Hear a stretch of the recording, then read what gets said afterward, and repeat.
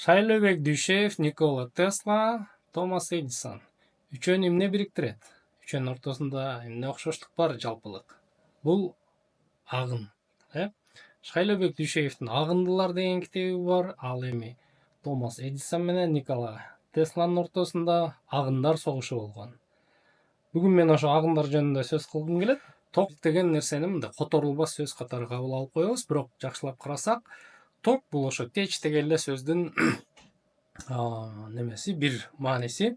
Агын, электр агыны болот, электр кадимкидей агат, электрге байланыштуу дагы бир кызык сөз бул чубалгы, линия электропередача дегенде ошентип биз электр чубалгылары деп которулган да. Чын-чынына келгенде айыл жеринде зым деген эле сөз колдонулат. Эмне үчүн электр зымдары десе болбойт, билбейм.